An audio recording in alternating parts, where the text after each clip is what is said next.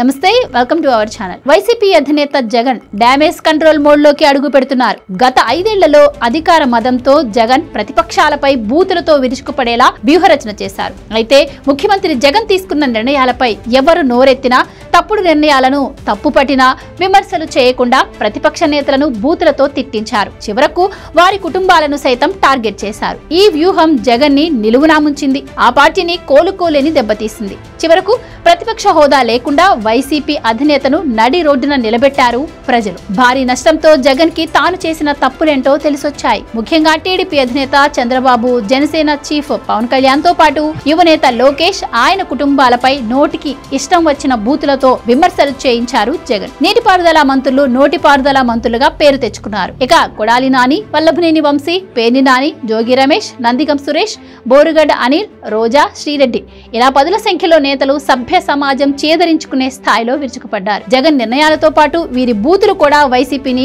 ముంచేశాయి. ఓడిపోయిన 9 నెలల తర్వాత జగన్ కి తాను చేసిన తప్పులు తెలిసొస్తున్నాయి. అందుకే గత 1.5-2 నెలలుగా జగన్ పలువురు నేతల నోర్లు మూయిస్తున్నారు. వారి నోటి నుండి ఒక్క మాట కూడా వెలువడకుండా జాగ్రత్త పడుతున్నారు. ఇక ముఖ్యంగా కొడాలి నాని, రోజా, అనిల్ కుమార్ యాదవ్, జోగి రమేష్ ని తెర ముందు కనబడకుండా మీడియా ముందుకు రాకుండా చూసుకుంటున్నారు జగన్. ఆ నేతలు స్క్రీన్ పై కనిపించినా వైసీపీకి జరిగే డ్యామేజ్ ఏంటో తెలుసు. అందుకే రోజా స్థానంలో యాంకర్ శ్యామ్లను తీసుకువస్తున్నారు. ఆవిడ ప్రస్తుతం మహిళా నేతలతో వైసీపీ మౌత్ పీస్ గా మారారు. ఇక కొడాలి నాని, వల్లభనేని వంశీ అయితే ఆమెడు దూరంలో ఉంచారు. వీరి ప్లేస్ లో మితవాద నేతలకు చోటు కల్పిస్తున్నారు. ఇలా పార్టీపై పడిన బూతు ముద్రకు రంగులేసే పనిలో ఉన్నారు జగన్ అంటే. అయితే జనాలు అంత వెర్రి ముఖాలు కాదని, అంత ఈజీగా మర్చిపోరని చెబుతున్నారు రాజకీయ విశ్లేషకులు. ఇక జగన్ ప్లాన్ ని నమ్మి మోసపోతారు అనుకోవడం భ్రమే. ఇప్పటికే కావలసినంత నష్టాన్ని చవిచూశారు ప్రజలు. ఆయన మరి ఎలా నమ్మిస్తారో వాళ్ళని చూడాలి.